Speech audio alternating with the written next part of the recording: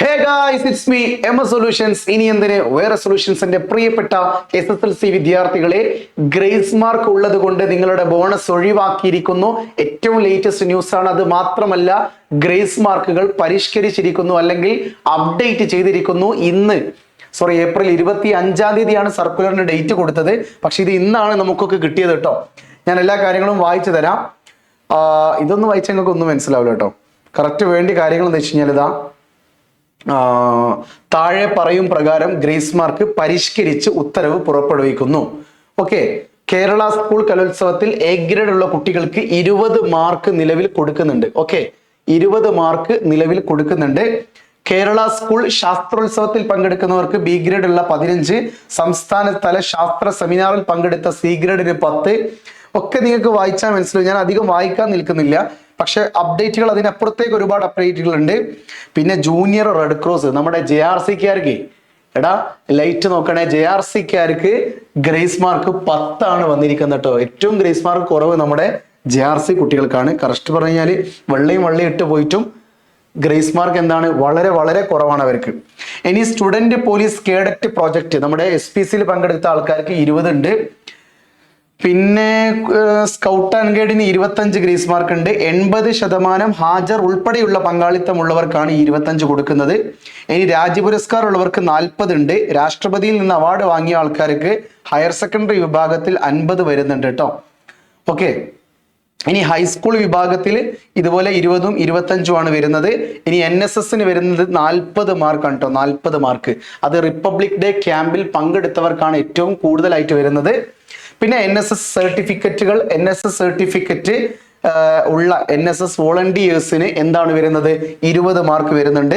Little കൈറ്റ്സിന് 15 mark.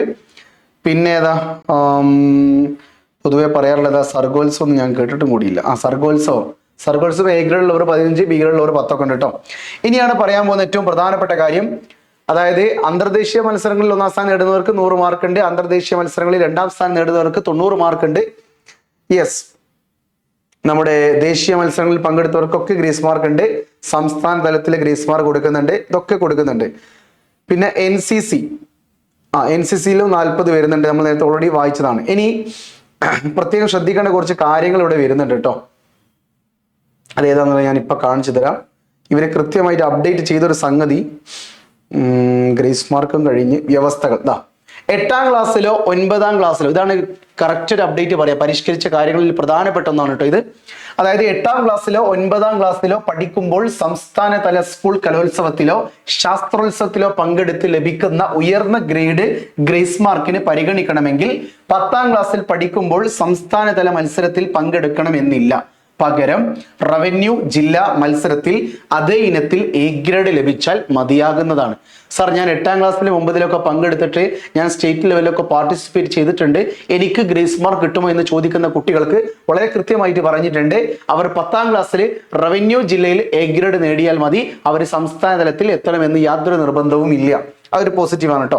ഇനി 8ാം ക്ലാസ്സിലോ 9ാം ക്ലാസ്സിലോ പഠിക്കുമ്പോൾ സ്പോർട്സിന് ലഭിച്ച സംസ്ഥാന തല മെറിറ്റ്, ദേശീയ മെറിറ്റ് പാർട്ടിസിപ്പേഷൻ, അന്തർദേശീയ മെറിറ്റ് പാർട്ടിസിപ്പേഷൻ എന്നീ സർട്ടിഫിക്കറ്റുകൾക്ക് 10ാം ക്ലാസ്സിലെ പരീക്ഷയ്ക്ക് ഗ്രേസ് മാർക്ക് ലഭിക്കുന്നതിന് താഴെ പറയുന്ന മാനദണ്ഡങ്ങൾ പാലിക്കേണ്ടതാണെന്ന് പറഞ്ഞിട്ട് മാനദണ്ഡങ്ങൾ അതിനോടൊപ്പം കൊടുത്തിട്ടുണ്ട്. അത് സ്പോർട്സുമായിട്ട് ബന്ധപ്പെട്ട ആൾക്കാർക്കാണ് കേട്ടോ.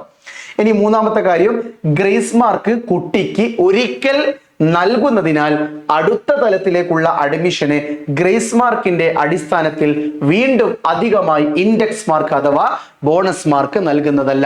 ഇത് അടിപൊളി ന്യൂസ് ആണ്. കാര്യം കഴിഞ്ഞ 9 വർഷങ്ങളിലൊക്കെ ആയിട്ട് ഗ്രേസ് മാർക്കിന്റെ കൂടെ തന്നെ കുട്ടികൾക്ക് എന്ത് കൊടുക്കാറുണ്ട്, ബോണസ് പോയിന്റ് കൊടുക്കാറുണ്ട്.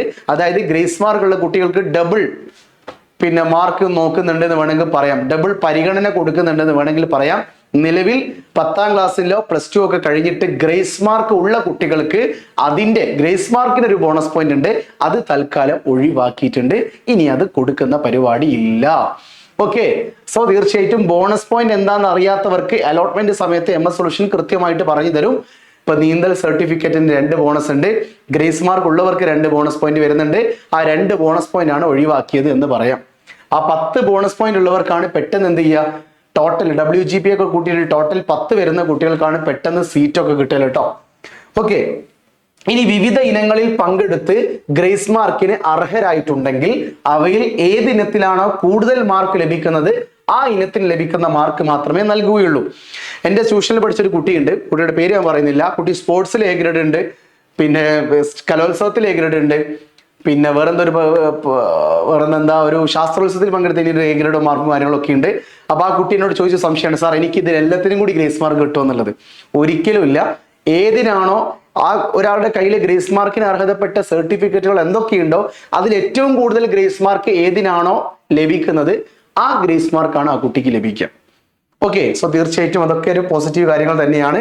ഇനി higher secondary, vocational higher secondary പരീക്ഷ ഗ്രേസ് മാർക്ക് പരാമർശം 1 ഉത്തരവിലെ വ്യവസ്ഥകൾക്ക് വിധേയമായിരിക്കും. അതായത് ഈ പറഞ്ഞ കാര്യങ്ങളൊക്കെ ഹയർ സെക്കൻഡറിയിലും ബാധകമാണ് എന്ന് തന്നെയാണ് പറയുന്നത്. സോ ഇത്രയാണ് ഇന്ന് വിദ്യാഭ്യാസ ഡയറക്ടർ വഴി വന്നിരിക്കുന്ന സർക്കുലറിൽ പറയുന്നത്. തീർച്ചയായിട്ടും ഗ്രേസ് മാർക്കിനെ കുറിച്ച് പറയുകയാണെങ്കിൽ ബോണസ് പോയിന്റ് ഇനി ഉണ്ടാവില്ല. ഗ്രേസ് മാർക്ക് ഉള്ള കുട്ടികൾക്ക് ഗ്രേസ് മാർക്കിന്റെ ബോണസ് പോയിന്റ് നൽകുന്നതല്ല. ഓക്കെ ആണല്ലോ. സോ തീർച്ചയായിട്ടും ഈ ഒരു എന്താ പറയാ സർക്കുലർ ഞാൻ വേണമെങ്കിൽ ഡിസ്ക്രിപ്ഷൻ ബോക്സിൽ ലിങ്ക് ആയിട്ട് കൊടുക്കാം. നിങ്ങൾ ഡൗൺലോഡ് ചെയ്തിട്ട് എന്താ പറയുക വായിച്ച് നോക്കിക്കോളൂ.